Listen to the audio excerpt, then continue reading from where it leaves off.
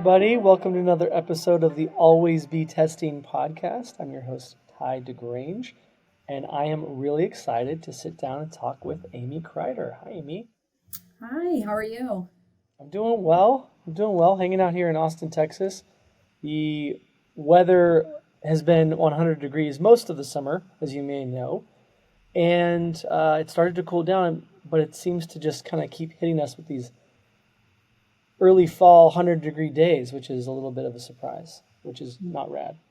I feel you. Richmond, Virginia is very humid in the summers, which we have come to learn since we moved down here a couple years ago. So hopefully you get some of that nice fall weather coming soon. Hoping. Fall weather, pumpkin spice, pumpkin everything. Yeah, I don't hate that. I'm excited for all the things that are fall as much as we can get them now. I think we're kind of here in Texas trying to channel as much of it as possible. Well, I'm super excited to dive in with you, and I think our audience will be as well. Amy, for those of you who don't know, has a ton of experience in affiliate marketing. She's a great practitioner, both on the B2B side, which will be fun to dive into, as well as D2C e-com retail. So super excited to dive in with her and share. We've worked with great clients like Square, DocuSign, Squarespace. Have a lot of knowledge, and I'm excited to dive in. So really appreciate you joining. I'm excited. Yeah. Maybe just by starting off, tell us a little bit about your background. Yeah, definitely. So like a lot of people in this industry, my entryway into affiliate was by chance. I played soccer, and I got the opportunity to play soccer at Wake Forest, where I majored in communications, and I thought I would stick with that sports world, do something in sports, most likely sports marketing of some kind.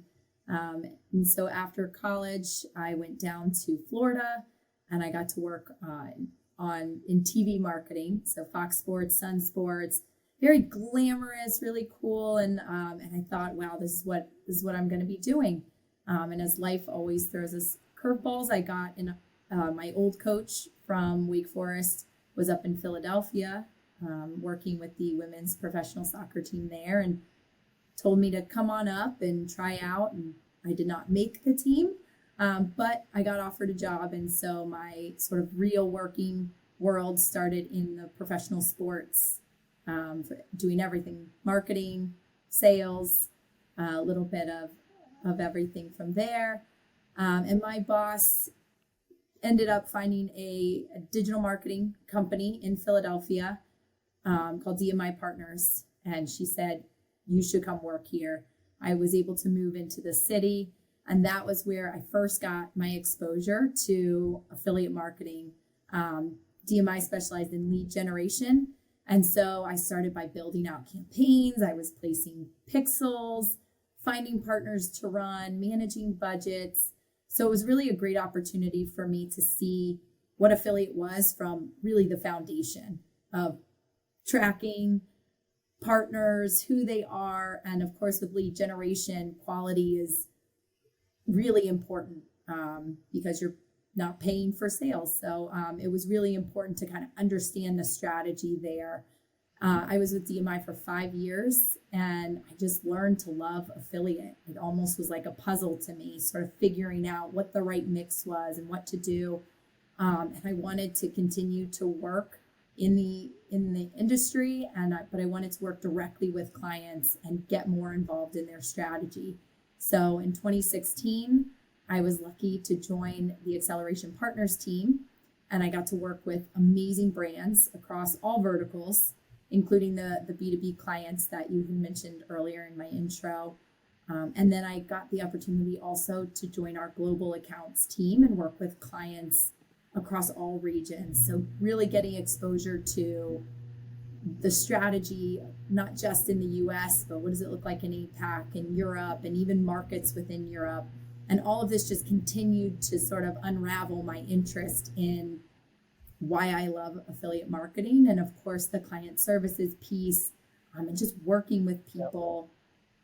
And I was there for 6 years. I ended my career at AP as an account director on their global accounts team, and the timing was just right for my family last May, where we decided that I would step away from working world to travel and spend time with my daughters. So I just am coming off of sort of 18 months of doing all of that, an amazing experience, lots of challenges, but would never regret it.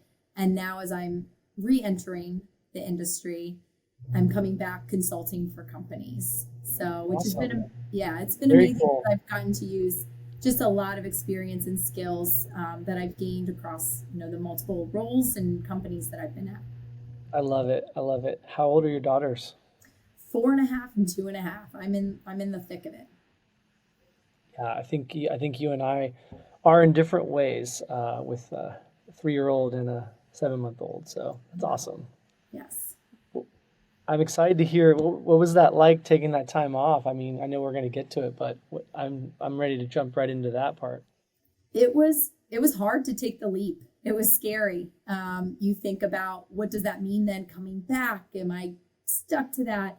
And I listened to a lot of I'm a big personal development, self-development, and finally taking that leap, knowing it was sort of the right opportunity in life. Windows can close. And so we took that. We got to go see so many new places. We traveled, saw out west in the US and got to go to Europe for a couple of months. So it opened my eyes to a lot of patience. To being honest, there were definitely challenges and struggles, but I think we're instilling in our girls a sense of adventure, which I love to see. They love to pack a suitcase now. So I love it. I love it. What's kind of the self-development, or was there some development books or podcasts or experts or people that really influenced you or kind of shed light in areas that really helped you? Yeah, one of the biggest ones, I love Jay Shetty is sort of my personal development mentor in a sense. But he had done an interview with Gwyneth Paltrow, and she talked about how life is just a bunch of mini experiments that we should do, whether it's a day, a week, a month, a year. And there's really not a lot of risk. The worst case was it didn't work out and I needed to go back and find a job. And so I think just hearing that gave me that sense of like, okay, I can't mess this up too much. And it's a risk worth taking. Takes a little bit of the pressure off, doesn't it? And it's Yep. nice to clarify. That's so cool. And I love that you did some traveling with your girls. What was some of the maybe highlights of the west part of the U.S.? Oh man, we got to explore a lot of Utah. Arches National Park, Zion, just beautiful out there. I think one of the things, it's easy to say, oh, we want to go somewhere outside of the U.S. There's so many beautiful places inside of our country to see. And yeah, it was just incredible landscape. I love that. I feel the same way. Every time we go somewhere unique or different, there's a lot of it that we haven't touched yet. So it's kind of exciting. Yeah. So, back to some of the affiliate account management experience that you've had, which has been extensive. When you think about affiliate account management and you think about like best practice, what are some of the things that come to mind for you in the world of affiliate marketing and affiliate client management? I think 2 things. The first being relationships. What I've loved about affiliate is it's not transactional. It is important to get to know the partners that you're working with, to understand their goals as much as you're understanding your client's goals, because at the end of the day, it is a partnership and we want both parties to be successful. And there are just such amazing people in this industry. So that was really the first, and I think that's important. And the second is using data. I'm a math person. I almost majored in math. I'm a math person. I'm a puzzle person. But I think one of the things I really learned in my experience is that you got to look at the numbers. You got to analyze it. And that is what is your best support for knowing what to do for your clients, what campaigns to run, what commissions to pay, what paid placements to run. All of that can be really leaned on by data. I love that. Definitely resonates. You kind of touched on the puzzle twice so far. It's such a kind of cool beacon for you, and I feel like it's a good one to hone in on. What are some of those things that kind of get your eyes to light up in affiliate marketing and drew you to the channel and gets you excited about it. And it sounds like perhaps something to do with that, but I'd love to hear your thoughts. Yeah, I love that there's not one path to get to a goal. So you could have two clients that are in the same category and have similar goals, but they have a different product, a different target audience. They may have a different budget to work with. So everything sort of required this different fit. How do all the different partner types fit together? What's the contribution from certain partner types? So I just felt like there was different challenges.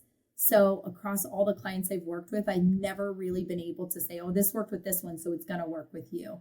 And that is what I think excites me and keeps me going when it comes to the strategy. I would have to agree. It's so many layers and so many channels within a channel, and so many options and campaigns and levers and mediums to pull that it truly finds it.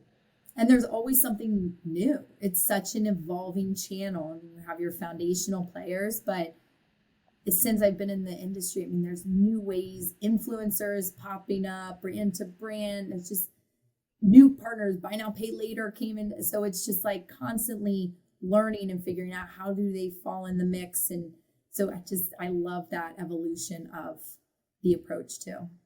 Yeah, I love it. Couldn't agree more. With, you've had a lot of experience in B2B, enterprise SaaS, innovative companies, also direct to consumer, e-com, retail. Maybe starting with the consumer side, when you look under the hood, of a program, what do you typically see as kind of that the biggest need of improvement or optimization? One of them is commission rates. I think to say we can pay all the partners or here's our standard commission rate. I think there's so many unique ways to pull different levers with different partners, even to say we're going to pay all loyalty this rate. I mean, they have different capabilities. They have different targeting. And I think there's a lot of opportunity to be really strategic in commission rates within a program. I think there's always an opportunity to get more out of existing partners. We talked about the evolution of new partners coming into the space, but also the partnerships that have maybe been in a program for a long time are constantly evaluating their capabilities and improving how they can target their readers or their audience. And so I just think having those always on conversations to optimize those partnerships is a great opportunity for clients to just sort of grow and align. Love it. And then conversely, love to hear your perspective, having worked on some really great enterprise B2B brands. What are some of the learnings there? And when you kind of assess a program, what is often the need or the opportunity from your view? Yeah, it's interesting because I look at it as a foundational approach, right? The thought process is the same in terms of what we need to look at, but you just have to be a little bit more, I want to use the word strategic, but targeted in terms of which publishers you're using. The same set of foundational publishers when it comes to retail clients is not going to necessarily work for B2B. It's a different target audience. So finding the niche of publishers that can, have business decision makers is, I think, one of the biggest ones I learned when I took over my first B2B program. There's also different considerations in the sales cycle. So how you're promoting a lot more research-based sites and comparison sites. Companies are looking to understand that when there are a lot of options out there and they're making a decision for their business. So those are probably the biggest two when it comes to the differences with B2B than B2C. Yeah. And maybe kind of broad, but also B2B leaning on this question, how have you seen the partner types evolve and change? It feels like there's been, in some ways, some things don't necessarily maybe evolve in affiliate or partner marketing, but in other ways they certainly do. And I'd love to hear your perspective on maybe how some of those changes you've witnessed in your career and maybe specifically to B2B and the partners themselves? Yeah, I think for B2B, it started, there are a lot, content sites were a good place to start. You have a lot of the small business sites. And then, of course, you have your comparison partners. I think in today's, it's going to evolve a lot into potentially some influencer. You have LinkedIn, you have a lot of people posting about business, about personal. So it's a lot more of a social platform or evolving into one. So I could very much see that as an opportunity for business and their affiliate programs, almost kind of taking that to the influencer extent. And then also brand to brand is another, I think, emerging channel. It's been talked about on the retail side or B2C side, but with B2B, it's a great lever and opportunity because you're able to look at more of a complementary product or service that would have the similar target audience as you. With B2B, you're looking at, okay, well, what size business? Not every business has the same needs either. So a business may be 50 or less employees, or 50 to 200, 200 plus, like different sizes have different needs. So if you can find another company with a similar target business as yours, doing a cross promotion, and that I think will be another great opportunity to come for the B2B vertical. Yeah, I love that commentary. I feel like the commerce content has grown and exploded. There's so much interest there, and that just keeps happening. You see the influencer opportunity continue to grow, and it feels like a little bit of this, divide between consumer and enterprise, I feel like is starting to chip away a little bit. It sounds like, you've seen that happening a little bit as well. Yeah, absolutely. Yeah, very cool. You kind of highlighted some of the differences that you see in, the B2B affiliate marketing programs that are run well and firing on all cylinders. And when you kind of think through, like, what are the characteristics of a great B2B affiliate program, just to kind of take it a step further, what are some of the things that you like to see, generally speaking, noting it's going to be a little bit different? Yeah, I think if for a successful B2B, and I think you can run into this with B2B or B2C. But for B2B, I think brand and product awareness and competitors are two big things to sort of think through as a company when you're looking at, is affiliate the direction that we should go or not?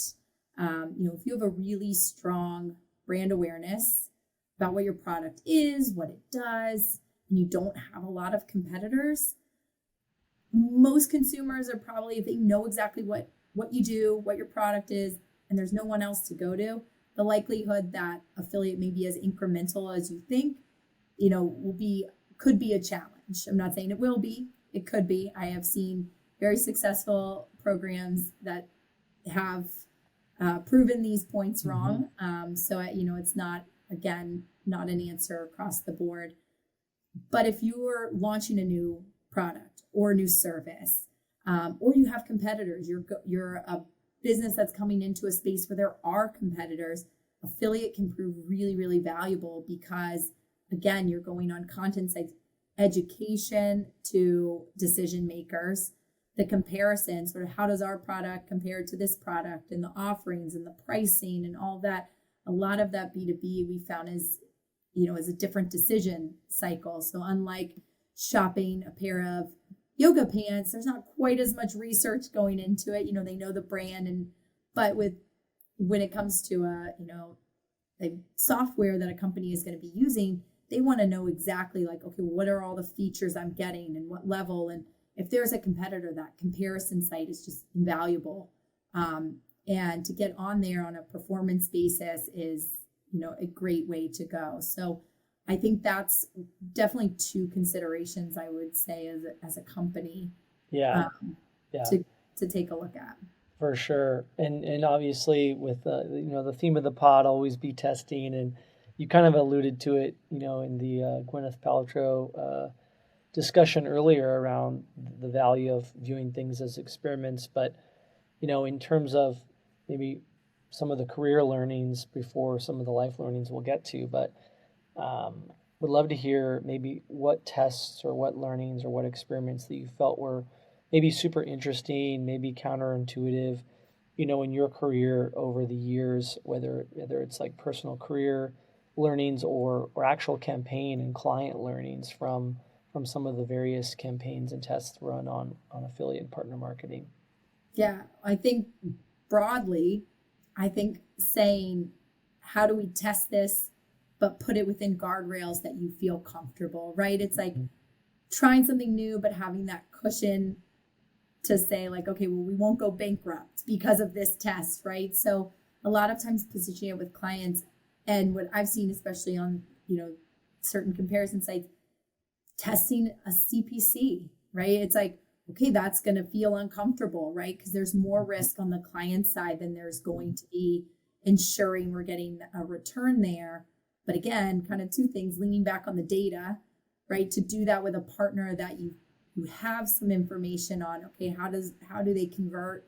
What is the quality like? And to say, well, we can just improve and get more if we're able to find the right CPC. But then also saying, you know what, let's just make it a 5K budget or a 10K budget. So then no matter what, like, we have to feel comfortable if that does not back into what we want as the end goal, that we have that guardrail. And then it's like, you know what, we learned from that and what didn't work and why didn't it work. I think being able to reflect on the things that don't work is even more valuable than reflecting on the things that do work. It's, replicating, but you can gain some really insightful learnings, not just, oh, we should never do that again. Absolutely. But asking, how can we do that differently next time to make it work? Absolutely. And documenting that, the institutional knowledge and importing that into the next test and experiment is such a great way of thinking. I love that. It's funny you mentioned like the flat fee. It seems like, I don't know what you've seen, but I imagine, have you seen it where that CPC or that flat fee will actually, depending upon the partner and the client, does that sometimes outperform that everyone's favorite cost per purchase or cost per lead model? It definitely can. Yeah, it absolutely can. Again, I think there's not a tried and true saying like this will work for you, but I've seen with well-known brands, especially in those comparison, I mean, when you change positions within those articles, it can start to really perform and take off. So it's sort of finding that sweet spot, both for the client and for the publisher. Yeah, I like it. I think you talked about this a little bit, but circling back to assessing if a B2B brand is ready, I'm kind of curious to maybe double click on that a little bit. You talked about kind of brand recognition and competitors. Are there other factors that you look at when you kind of assess a B2B brand in affiliate marketing to say, hey, does this channel really make sense for them? I'm curious to know your perspective more on that. One thing I've actually run into is sort of this could happen again for B2C, but the reviews of the service and the product can play an impact on how successful, again, the decision making is more in depth. I think I could say that confidently than maybe a B2C. Now, if you're buying something like a refrigerator, I'm sure that consumer is doing just as much research.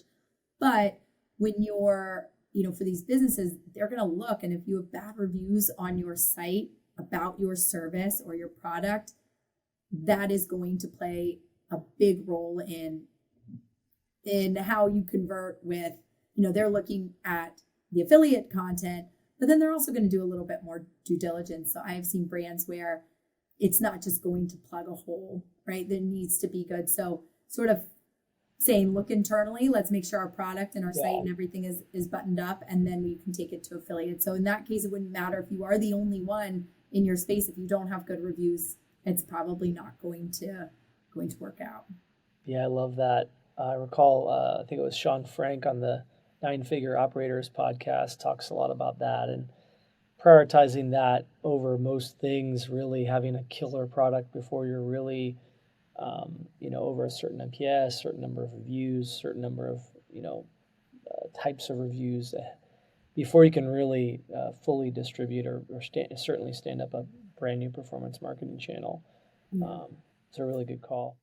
Yeah, and I think across the board, the clients who see success, especially earlier on, are the clients that are willing to test.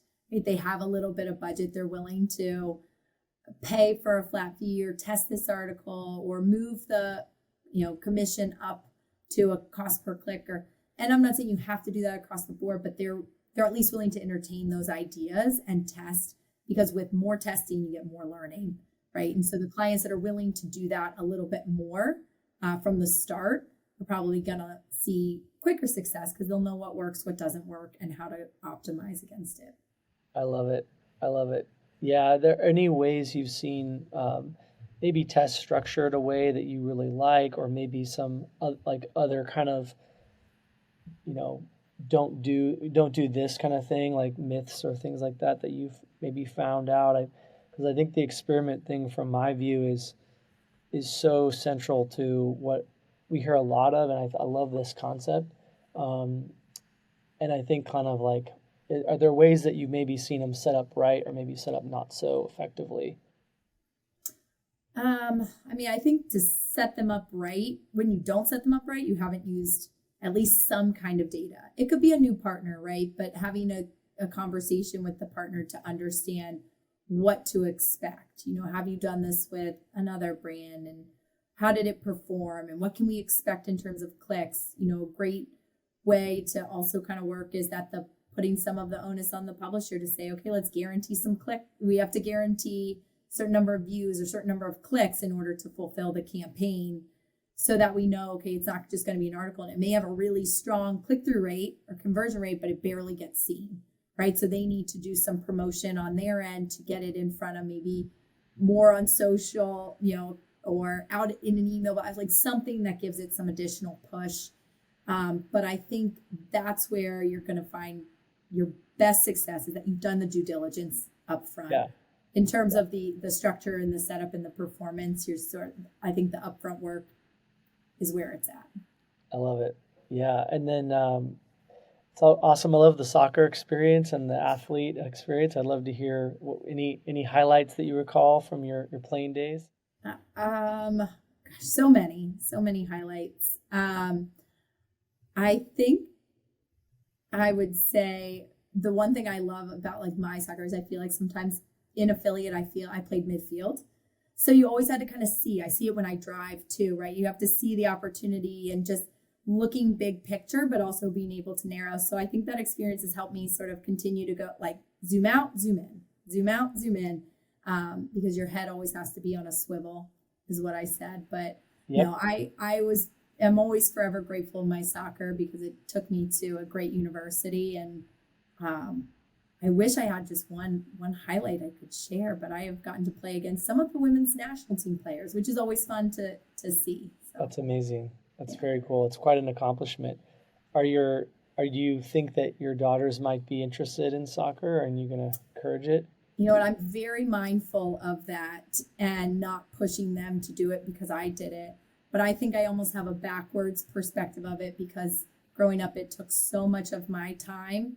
And as a parent now, I'm like, man, my parents were very dedicated. And I now have a much better appreciation for how much time they put into supporting me and what I did. Not that I wouldn't do that for my own daughters, but I'm like, I'll let them sort of figure out if this is what they really want to do. I don't need to push them to do it. And, just with my own personal development and understanding who I am and questioning that, I get the opportunity to use that with my daughters. And, I don't know if both of them have very different personalities, and I don't know if they both will want to do team sports. They may want to do more of an individual, which I'm really excited to see them kind of grow into who they are, but I'm not pushing it per se. My oldest is playing soccer right now, and she basically plays for the popsicle at the end. I love it. Yeah. And so young, they can try so many new things, and who knows what they'll be interested in. But I like the open-mindedness about that, and certainly can identify. It's probably a good segue. Becoming a mom is no small feat, no small change in your life, and certainly influenced how you navigate career and family and balance it all, which is certainly not easy, and not something I can I can understand, although I see it through the eyes of my wife and our family. How did you navigate that personally and professionally? Yeah, I think becoming a parent in general just gives you a lot of perspective on what's valuable. So a couple of things that come to my mind: time is valuable. After becoming a mom, prioritization at work became a huge interest of mine. So how do I prioritize projects? I can't do it all. I'm not going to work until 8 o'clock at night. So I need to be better at planning out my day. And if I have too much on my plate, being able to say, okay, what deserves my attention today? What can be pushed to tomorrow? What needs to be pushed to next week? What needs to be delegated? So all of that became a huge interest of mine. And I still love anything around prioritization today. People are valuable. So I think I was able to find a better balance. It may have been the sports in me, but I was very hyper focused in terms of like, get the job done, get the job done. And as soon as I became a mom, I feel like I got a lot better at understanding the personal lives of myself and of the people on my team. So if something came up, it just gave me that perspective that, you know what, you need to take time. That is more important. We are not, I remember one of my bosses saying, like, we're not heart surgeons here, like we can push something back if if your family needs you or you need to be somewhere else, do that. And Yeah. it was a lot more respectful and understanding. And then lastly, I think the personal development at AP, I got introduced to it before I was a mom, and I liked it. It was interesting. It got me going. But I think as soon as I became a mom, really looking at being the best version of myself and being vulnerable and being able to say, oh, I'm not strong at this, or I'm really good at this, and let's work on my strengths, not forget my weaknesses, but not harp on them. And so it just gave me a lot of perspective into myself, but also time and people. Yeah, I love that. I mean, so much in there, so many learnings professionally, personally. That's phenomenal. I'm loving every bit of this and appreciate it. Yeah. And I'm sure as a parent, you can understand the value of sleep, right? Now we really appreciate that. That's not as work-based, but whenever I can get sleep, I'm like, oh, this is the best. It's amazing how much it helps all areas of life, and I couldn't Right? agree more. Um, this has been amazing, Amy. I really appreciate you. I think also, like, in your consulting now, you're able to strike that balance. You're solving big, challenging problems for your clients in affiliate marketing. Maybe share a bit more about that. Are you feeling like the balance is there? It's giving you that right mix that you've kind of wanted. Yeah. So I think the perspective of being home with my girls for the past year and a half and coming back, I had to think really hard about what worked for us and our family, not just what is everyone else doing or what's expected of me. And I think there's a lot of pressure to just go back to what's comfortable. And I was very grateful to have some previous coworkers and people that I've worked with reach out and share their experiences with me. So again, just the people in the industry. And it just felt like the right balance. I'm able to make my hours and my schedule. But even more so, I love that I get to work on projects of all different scales and across all my skill sets. So from training and development to account strategy to best practices with client services. And so it's not that I'm going back and I'm honing in on one. I've loved every piece of my journey in affiliate. And so I get to do that in different projects that I'm working on right now. Perfect. I love it, Amy. And for folks wanting to get in touch with you, what is the best way to find you and reach out? Probably LinkedIn would be the best. Yeah. Beautiful, beautiful. So nice to have you. So nice to chat and learn and dive in as always. Really appreciated it. Thank you for having me. I've loved getting to chat B2B and life in general. Always great. Absolutely. Thanks, Amy. Thanks much.